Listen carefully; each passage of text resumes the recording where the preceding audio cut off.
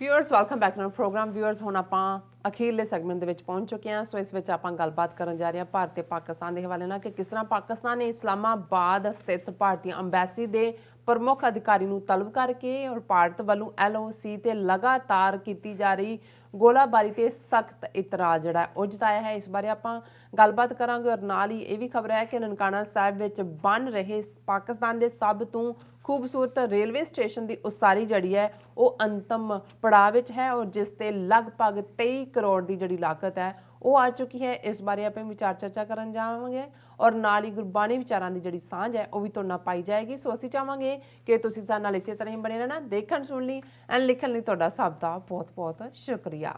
जी राज साहब की कहना चाहोगे? देखो ਅਸੀਂ ਇਹ ਗੱਲ ਰਿਪੀਟਡਲੀ ਕਹਿੰਦੇ ਰਹੇ ਹਾਂ ਕਿ ਪਾਕਿਸਤਾਨ ਨੂੰ ਐਗਰੈਸਿਵ ਡਿਪਲੋਮੇਸੀ ਦਿਖਾਣੀ ਚਾਹੀਦੀ ਹੈ ਇੰਟਰਨੈਸ਼ਨਲ ਲੈਵਲ ਤੇ ਵੀ जी ਔਰ ਵਿਦਿਨ ਵੀ ਸਬੰਧਾਂ ਦੇ ਵਿੱਚ। ਔਰ ਜ਼ਾਹਰ ਹੈ ਕਿ ਵੀ ਇਸ ਦੀਆਂ ਹੁਣ ਜਿਹੜੀਆਂ ਨੇ ਉਦਾਹਰਨਾਂ ਵੀ ਦੇਖਣ ਨੂੰ ਮਿਲਦੀਆਂ ਨੇ ਔਰ ਇਹਨਾਂ ਦੀ ਆਪਣੀ PTI ਦੀ ਖਬਰ ਹੈ ਕਿ Pakistan summons senior Indian diplomat over alleged ceasefire violations ਕਿ ਉਹਨਾਂ ਨੇ ਜਿਹੜਾ ਇਸਲਾਮਾਬਾਦ 'ਚ ਭਾਰਤੀ ਡਿਪਲੋਮੈਟ ਨੂੰ ਤਲਬ ਕੀਤਾ ਉਹਨਾਂ ਦੇ ਫੋਰਨ ਆਫਿਸ ਨੇ ਕਿ ਤੁਸੀਂ LOC ਦੇ ਉੱਤੇ ਔਰ ख़ास ਤੌਰ 'ਤੇ ਕੱਲ੍ਹ ਜਿਹੜੀ ਹੈ 4 ਸਿਵਿਲੀਅਨ ਜ਼ਖਮੀ ਹੋਏ ਜਦੋਂ ਕਿ ਇਹਨਾਂ ਨੇ ਹੌਟ ਸਪਰਿੰਗ ਔਰ ਜੰਡਰੌਤ ਸੈਕਟਰਸ ਦੇ ਵਿੱਚ ਹਮਲਾ ਕੀਤਾ ਔਰ ਉਹਦੇ 'ਚ ਉਹਨਾਂ ਨੇ ਇਹ ਕਿਹਾ ਕਿ ਵੀ 2003 ਦੀ ਜਿਹੜੀ ਸੀਜ਼ ਫਾਇਰ ਅੰਡਰਸਟੈਂਡਿੰਗ ਸੀ ਤੁਸੀਂ ਉਸ ਨੂੰ ਵਾਇਓਲੇਟ ਕਰ ਰਹੇ ਹੋ। ਸੋ ਇਹ ਇੱਕ ਉਦਾਹਰਣ ਹੈ ਕਿ ਪਾਕਿਸਤਾਨ ਐਗਰੈਸਿਵਲੀ ਇੰਡੀਆ ਨੂੰ ਜਿਹੜਾ ਉਹ ਟੈਕਲ ਕਰ ਰਿਹਾ ਔਰ 5 ਫਰਵਰੀ ਦੇ ਹਵਾਲੇ ਨਾਲ ਵੀ ਅਸੀਂ ਹੋਪ ਕਰਦੇ ਹਾਂ ਕਿ ਭਾਈ ਕੋਈ ਨਾ ਕੋਈ ਜਿਹੜਾ ਕਸ਼ਮੀਰ ਸੋਲੀਡੈਰਿਟੀ ਡੇ ਹੈ ਔਰ ਸਾਡੇ ਚੱਲ ਵੀ ਰਿਹਾ ਇਸ ਫੰਕਸ਼ਨ 'ਚ ਅਸੀਂ ਵੀ ਜਾਣਾ ਹੈ। ਫਰਾਈਡੇ ਹੈ, ਕੱਲ੍ਹ ਅਸੀਂ ਉਹਦੇ ਬਾਰੇ ਗੱਲ ਕਰਾਂਗੇ ਹੋਰ ਡਿਟੇਲ।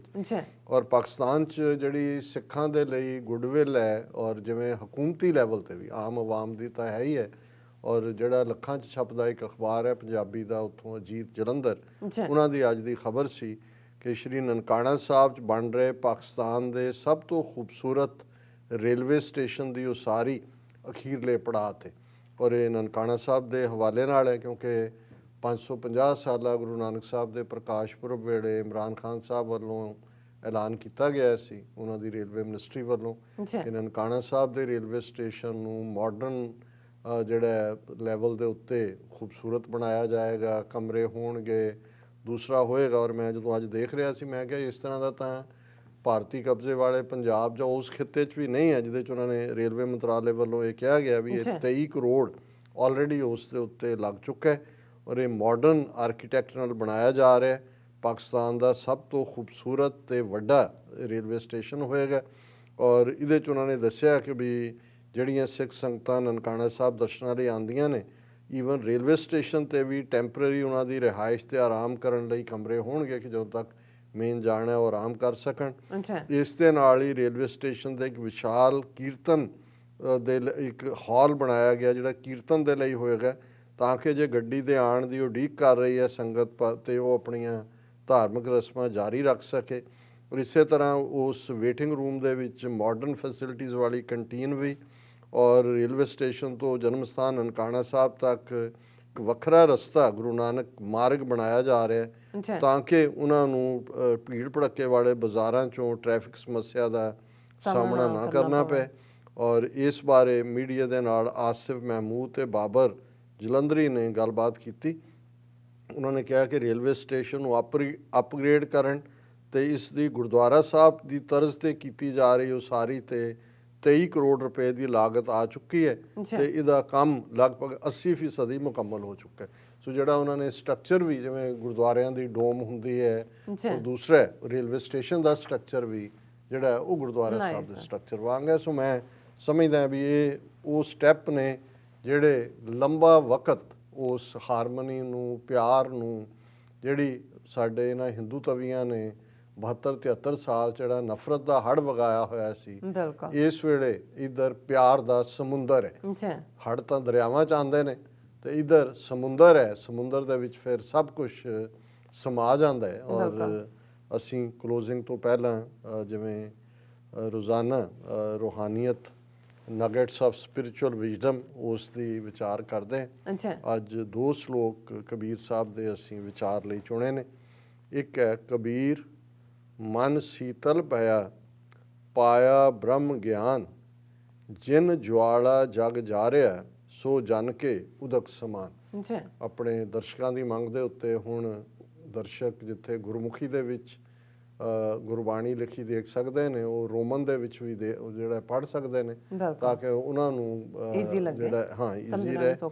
ਔਰ ਕਬੀਰ ਸਾਹਿਬ ਇਹ ਫਰਮਾਉਂਦੇ ਨੇ ਕਿ ਭਾਈ ਜਦੋਂ ਤੋਂ ਮੈਂ ਰੱਬ ਦੇ ਨਾਲ ਜੁੜ ਗਿਆ, ਬ੍ਰਹਮ ਗਿਆਨ ਨੂੰ ਬਹੁਤ ਵਾਰ ਇਸ ਕਿਸਮ ਦਾ ਬਣਾ ਦਿੱਤਾ ਗਿਆ ਕਿ ਜੀ ਜਿਵੇਂ ਇਹ ਬੜੀ ਸਾਡੇ ਪਹੁੰਚ ਦੀ ਚੀਜ਼ ਨਾ ਹੋਏ। ਬ੍ਰਹਮ ਗਿਆਨ ਜਿੰਨੀ ਕਿ ਮੈਨੂੰ ਸਮਝ ਹੈ ਕਿ ਜਦੋਂ ਤੁਸੀਂ ਰੱਬ ਦੇ ਨਾਲ ਇਕਮਿਕ ਹੋ ਜਾਂਦੇ ਹੋ, ਰੱਬ ਨਾਲ ਮੁਹੱਬਤ ਕਰਦੇ ਹੋ, ਹਰ ਪਾਸੇ ਤੁਹਾਨੂੰ ਹਰ ਉਸ ਰੱਬ ਦਾ ਆਪਣੇ ਪਿਆਰੇ ਦਾ ਜਲਵਾ ਨਜ਼ਰ ਆਉਂਦਾ ਹੈ, ਹਰ ਕਤਰੇ 'ਚ ਹਰ ਜ਼ਰਰੇ 'ਚ ਰੱਬ ਨਜ਼ਰ ਆਉਂਦਾ ਹੈ। ਇਹੀ ਬ੍ਰਹਮ ਗਿਆਨ ਹੈ ਕਿ ਤੁਹਾਨੂੰ ਆਲੇ ਦੁਆਲੇ ਦੇ ਵਿੱਚ ਕੋਈ ਵਿੱਥ ਨਜ਼ਰ ਨਹੀਂ ਆਉਂਦੀ। ਕ੍ਰੀਏਟਰ ਔਰ ਕ੍ਰੀਏਸ਼ਨ ਉਹ ਦੋਨੋਂ ਹੀ ਇੱਕ ਲੱਗਦੀਆਂ ਨੇ ਕਿ ਇਸ ਸਾਰੇ ਬ੍ਰਹਿਮੰਡ ਦੇ ਵਿੱਚ, ਕਾਇਨਾਤ ਦੇ ਵਿੱਚ ਰੱਬ ਸਮਾਇਆ ਹੋਇਆ ਹੈ। ਉਹ ਹਰ ਇਨਸਾਨ ਦੇ ਵਿੱਚ ਹੈ, ਹਰ ਪਰਿੰਦੇ 'ਚ ਹੈ, ਹਰ ਕੁਦਰਤ ਦੇ ਐਲੀਮੈਂਟ 'ਚ ਹੈ। ਇਹੀ ਹੈ ਕਿ ਜਿਹਦੇ 'ਚ ਤੁਹਾਨੂੰ ਬਿਸਰ ਗਈ ਸਭ ਤਾਤ ਭਰਾਈ ਜਬ ਤੇ ਸਾਧ ਸੰਗਤ ਮੋਹਿ ਪਾਈ ਨਾ ਕੋ ਵੈਰੀ ਨਹੀਂ ਬੇਗਾਨਾ ਸਗਲ ਸੰਗ ਹਮ ਕੋ ਬਨ ਆਈ। ਜਦੋਂ ਤੁਹਾਨੂੰ ਵੈਰੀ ਔਰ ਬੇਗਾਨਾ ਕੋਈ ਨਜ਼ਰ ਨਾ ਆਏ, ਸਰਬੱਤ ਦਾ ਭਲਾ ਤੁਹਾਡੇ ਅੰਦਰ ਹੋਏ।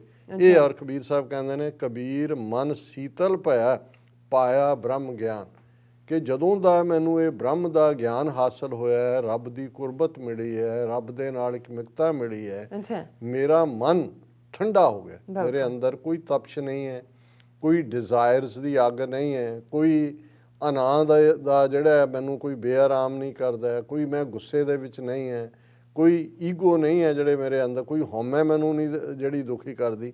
ਕਬੀਰ ਮਨ ਸੀਤਲ ਪਿਆ ਪਾਇਆ ਬ੍ਰਹਮ ਗਿਆਨ ਜਿਨ ਜਵਾਲਾ ਜਗ ਜਾ ਰਿਹਾ ਸੋ ਜਨ ਕੇ ਉਦਕ ਸਮਾਨ। ਉਦਕ ਹੁੰਦਾ ਪਾਣੀ, ਸੰਸਕ੍ਰਿਤ ਲਫ਼ਜ਼ ਹੈ ਕਿ ਇੱਕ ਪਾਸੇ ਉਹ ਦੁਨੀਆ ਹੈ ਜਿਹੜੀ ਕਿ ਵਕਾਰਾਂ ਦੀ ਅੱਗ ਦੇ ਵਿੱਚ, ਡਿਜ਼ਾਇਰਸ ਦੀ ਅੱਗ ਦੇ ਵਿੱਚ ਸੜ ਰਹੀ ਹੈ।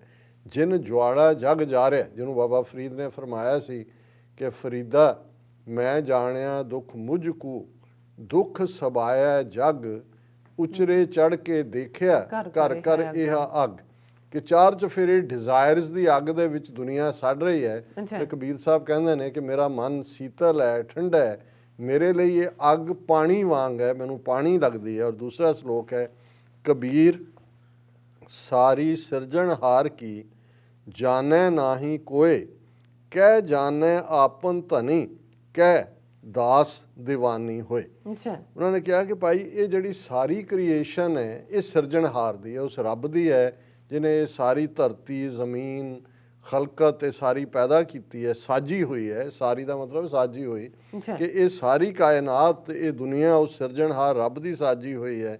ਇਸ ਗੱਲ ਨੂੰ ਹਰ ਕੋਈ ਨਹੀਂ ਸਮਝ ਸਕਦਾ। ਜਦੋਂ ਅਸੀਂ ਵਖਰੇਵੇਂ ਕਰਦੇ ਹਾਂ, ਨਫ਼ਰਤ ਕਰਦੇ ਹਾਂ, ਵਿਤਕਰਾ ਕਰਦੇ ਹਾਂ, ਡਿਸਕ੍ਰਿਮੀਨੇਸ਼ਨ ਕਰਦੇ ਹਾਂ, ਫਿਰ ਸਾਨੂੰ ਇਹ ਜਿਹੜਾ ਰੱਬ ਨਾਲ ਜੁੜਿਆ ਹੋਇਆ ਹੈ, ਜਿਹਨੂੰ ਇਹ ਪਤਾ ਹੈ ਕਿ ਭਾਈ ਇਹ ਸਾਰੀ ਕਾਇਨਾਤ ਉਹਦੀ ਹੈ, ਉਹਦੇ ਲਈ ਤਾਂ ਨਫ਼ਰਤ, ਗੁੱਸਾ, ਕਿਸੇ ਨੂੰ ਦੁਰਕਾਰਨਾ, ਕਿਸੇ ਦਾ ਹੱਕ ਮਾਰਨਾ ਉਹ ਤਾਂ ਸੋਚ ਵੀ ਨਹੀਂ ਸਕਦਾ, ਕਿਉਂਕਿ ਉਹਨੂੰ ਪਤਾ ਹੈ ਕਿ ਭਾਈ ਇਹ ਸਾਰੀ ਕਬੀਰ ਸਾਰੀ ਸਿਰਜਣਹਾਰ ਕੀ ਜਾਣੈ ਨਾਹੀ ਕੋਈ, ਹਰ ਇੱਕ ਦੇ ਹਿੱਸੇ ਨਹੀਂ ਆਇਆ, ਕਿਉਂਕਿ ਜਿਹਨੂੰ ਬ੍ਰਹਮ ਗਿਆਨ ਨਹੀਂ ਹੈ, ਰੱਬ ਨਾਲ ਮੁਹੱਬਤ ਨਹੀਂ ਹੈ, ਉਹ ਇਹਨੂੰ ਸਮਝ ਨਹੀਂ ਸਕਦਾ।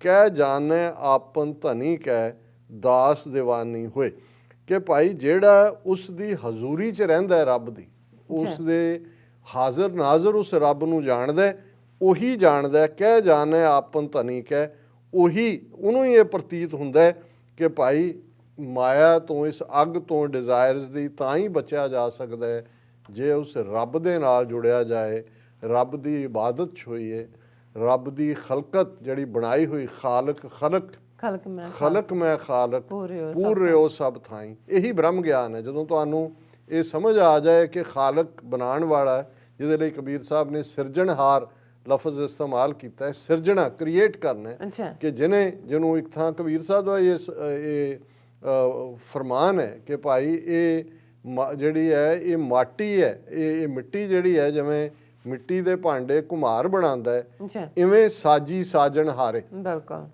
ਇਸ ਤਰ੍ਹਾਂ ਹੀ ਰੱਬ ਨੇ ਪੰਜ ਤੱਤਾਂ ਦੇ ਨਾਲ ਇਸ ਵਜੂਦ ਨੂੰ ਬਣਾਇਆ ਹੈ ਔਰ ਇਹਦੇ 'ਚ ਅਲਟੀਮੇਟਲੀ ਰੱਬ ਹੀ ਬਣਾਉਣ ਵਾਲਾ ਹੈ। ਜਿਵੇਂ ਕੁਮਾਰ ਭਾਂਡੇ ਕੱਢਦਾ ਹੈ, ਇਵੇਂ ਰੱਬ ਨੇ ਇਸ ਸਾਰੇ ਨੂੰ ਘੜਿਆ ਹੈ। ਸੋ ਇਹਦਾ ਅਲਟੀਮੇਟ ਇਹੀ ਹੈ ਕਿ ਭਾਈ ਇਹ ਸਮਝੋ ਕਿ ਕ੍ਰੀਏਸ਼ਨ ਉਸ ਵਾਹਿਗੁਰੂ ਦੀ ਹੈ, ਜ਼ਿੰਦਗੀ ਨੂੰ ਰੱਬ ਦੀ ਇਬਾਦਤ ਦੇ ਵਿੱਚ ਔਰ ਰੱਬ ਦੀ ਖਲਕਤ, ਰੱਬ ਦੀ ਜਿਸ ਨੂੰ ਖਲਕ ਮੈਂ ਖਾਲਕ ਹੈ, ਉਸ ਦੀ ਸੇਵਾ ਦੇ ਵਿੱਚ, ਖਿਦਮਤ ਦੇ ਵਿੱਚ ਗੁਜ਼ਾਰੋ। ਇਹ ਅੱਜ ਦਾ ਵਿਚਾਰ। ਜੀ ਡਾਕਟਰ ਸਾਹਿਬ, ਤੁਹਾਡਾ ਬਹੁਤ ਬਹੁਤ ਸ਼ੁਕਰੀਆ। ਤੁਸੀਂ ਅੱਜ ਦੇ ਅਹਿਮ ਇਸ਼ੂ ਤੇ ਅੱਜ ਦਾ ਵਿਚਾਰ ਸਾਡੇ ਦਰਸ਼ਕਾਂ ਨਾਲ ਸਾਂਝਾ ਕੀਤਾ। ਇਸ ਵਾਸਤੇ ਆਪਣੇ ਵਿਊਅਰਸ ਕੋਲ ਲੈਣੇ ਇਜਾਜ਼ਤ। ਵਿਊਅਰਸ, ਸਾਡੇ ਪ੍ਰੋਗਰਾਮ ਦਾ ਸਮਾਂ ਇੱਥੇ ਸਮਾਪਤ ਹੁੰਦਾ। ਤੁਸੀਂ ਆਪਣੀ ਰਾਏ ਤੇ ਸੁਝਾਅ ਸਾਨੂੰ ਭੇਜਣਾ ਭੁੱਲਣਾ ਸਾਡੇ ਇਸ ਪਤੇ ਤੇ SOS@TV84.tv ਤੇ ਅਸੀਂ ਆਪਣਾ ਪ੍ਰੋਗਰਾਮ ਲੈ ਕੇ ਫਿਰ ਦੁਬਾਰਾ ਤੁਹਾਡੇ ਰੂਬਰੂ ਹੋਵਾਂਗੇ। ਤਦ ਤੱਕ ਲਈ ਮੈਨੂੰ ਤੇ ਆਪਣੀ ਨਰਸ ਨੂੰ ਆਗਿਆ ਦਿਓ। ਦੇਖਦੇ ਰਹੋ TV84। ਬੁਲਾ ਦਿਓ ਫਤਿਹ। ਵਾਹਿਗੁਰੂ ਜੀ ਕਾ ਖਾਲਸਾ, ਵਾਹਿਗੁਰੂ ਜੀ ਕੀ ਫਤਿਹ। ਰੱਬ ਰਾਖਾ।